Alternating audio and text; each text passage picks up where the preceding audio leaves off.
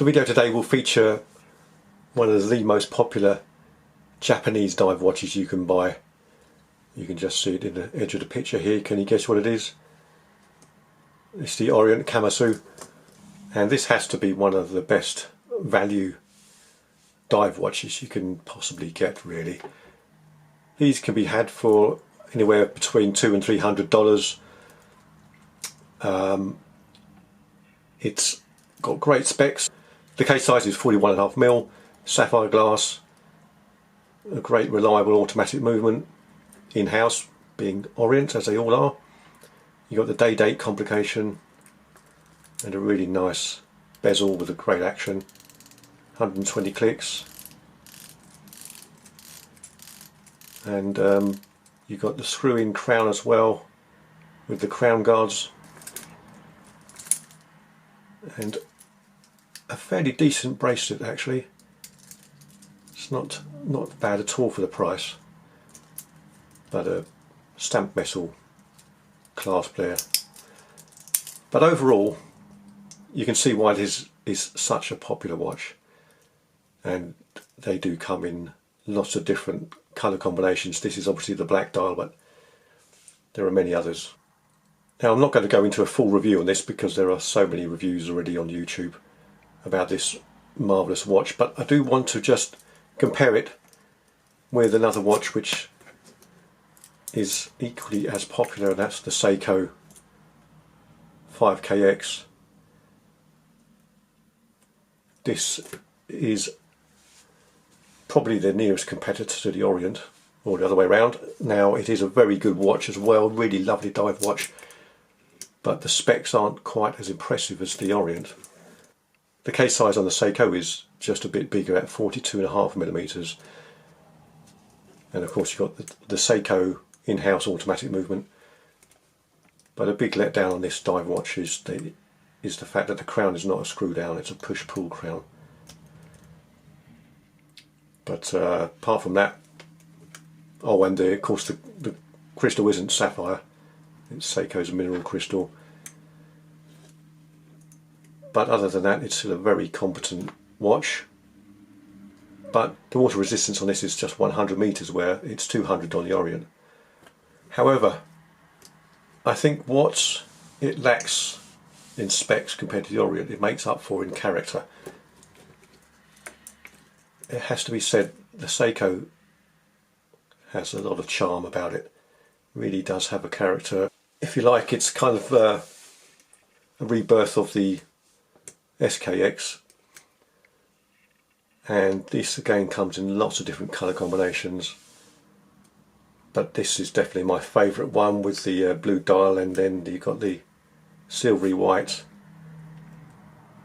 Rio inside the bezel there.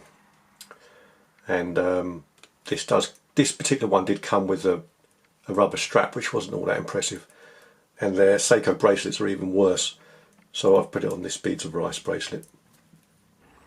And like the Orient, this has a 120 click bezel, a very distinctive action, really precise,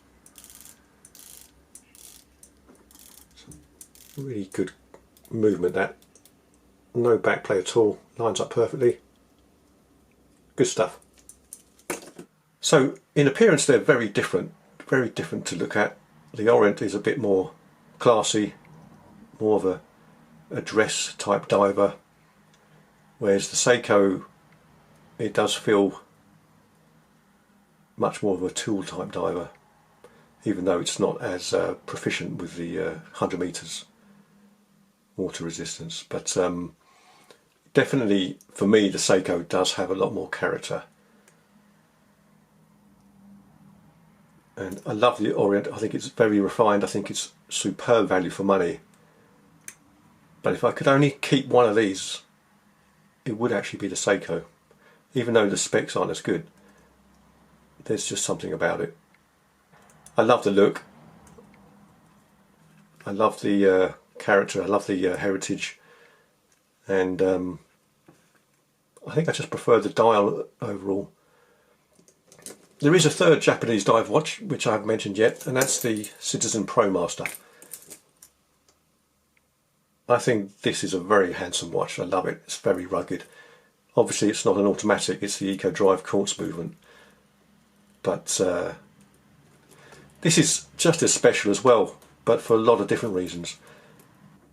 Actually, you can see with the Citizen, you can see it's been stored away in a watch box in the dark. You see from the second hand that it needs recharging, so I'll have to leave that in the light for a while.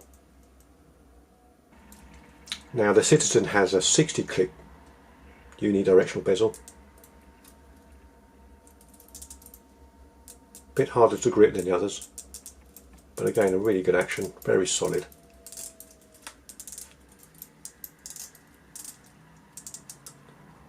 No play at all. Lines up perfectly. Very nice. So I'll just do a quick view of how they look on the wrist for each one of these. And there's the Orient, very handsome. It does look quite a bit more expensive than the $200 to $300. Very smart indeed. And here we have the Seiko on the wrist. Totally different. But yeah, what a beauty. Lovely rugged looking dive watch. I do like that dial. I'd love that red tip on the second hand. Just a very simple, legible dial. And here's this Citizen. The same with the Seiko. I've got a custom bracelet on here. It does come with that distinctive blue rubber band, but I think it looks really smart on this. I do really like the compact shape of this Citizen. Very nice proportions. Such a good looking watch, it really is. I mean, they all are. They're all very good looking, well designed watches, but each one is very different to the other. And I'll quickly show you the loom on these watches. They all have pretty good loom, as you'd expect.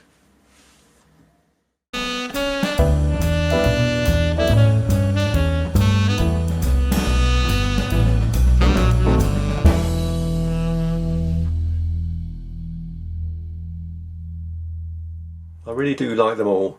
I think the Citizen is the best looking one, but for me the Seiko with the automatic movement and all of the other characteristics that I've mentioned already just pips it for me out of the three of them. But thankfully I don't have to get rid of any. I'm keeping them all, and they all have their own attributes.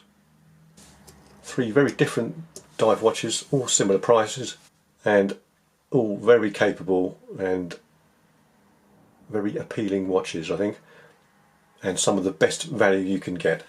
Okay, so that was just a quick look at these three Japanese dive watches. I hope you found it enjoyable and interesting. Thank you so much for watching. See you next time.